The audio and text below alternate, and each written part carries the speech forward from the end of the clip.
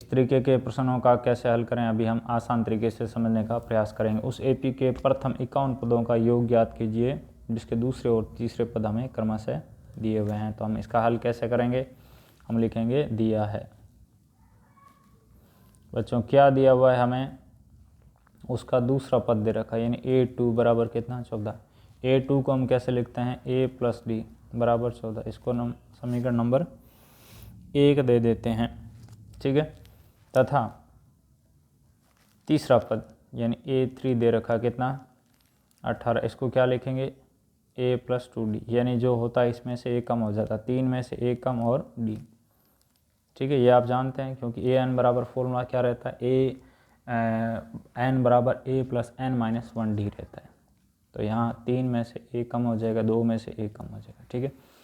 अब हमारा 51 पदों का योग ज्ञात करना है तो हमें क्या चाहिए, AP का प्रथम पद और सार्वंतर यहाँ से आ जाएगा यानी a और d का वैल्यू चाहिए। तो दो समीकरण हैं, दो आपके चर है तो उनका आसानी से मान निकाल सकते हैं। यस, तो क्या करेंगे, समीकरण 2 माइनस समीकरण 1 से 1 करने पर यानी समीकरण 2 में से हमने समीकरण 1 घटाना है। तो 2 क्या है यहाँ पे a प्लस 2d है, a प्लस डी और यहाँ क्या आ गया 18 माइनस 14, ये 18 और इसका क्या है 14 तो ये माइनस 14 आ गया, ठीक है। कोई दिक्कत नहीं, आसान है। यहाँ माइनस का अंदर गुणा होगा तो माइनस a माइनस डी आ गया, यहाँ a प्लस 2d है।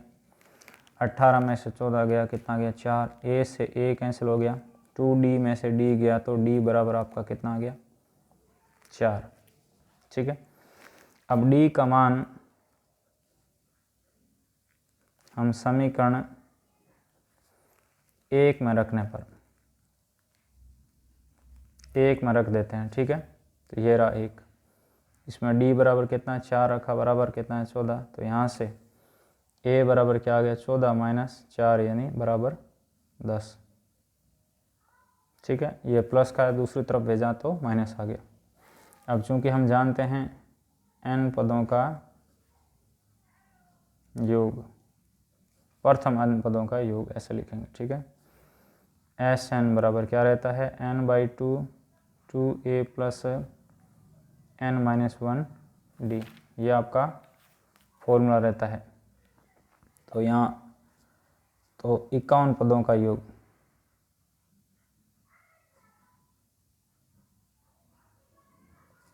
क्या आ जाएगा, प्रथम 51 पदों का योग s 51 बराबर 51/2, a की जगह कितना है आपका, अभी हमने कैलकुलेट किया 10 और n माइनस 1 यानी 51 माइनस 1 कितना आ गया 50 और d की जगह कितना 4 रख दिया। अब हमें इसका कैलकुलेशन करना है, ठीक है। 1/2 का अंदर गुणा करेंगे तो ये 2 कैंसिल हो जाएगा, ये आपका 2 बार कैंसिल हो जाएगा। तो यहाँ क्या आ गया 2 गुणा 50 100 100 प्लस 10 110 यानी 51 गुणा 110 आ गया। तो इनका गुणा कर देते हैं, 11 का गुणा 1 से हासिल चला गया, 11 गुणा 55 और 56 और ये 0 आ गया, कितना आ गया 5610, यही आपका उत्तर है। ओके, आसान है। तो इस तरीके से हमारा इसका हल किया जा सकता है। अब आपके मन में कोई क्वेश्चन है, डाउट है तो हमें नीचे कमेंट कर पूछ सकते हैं।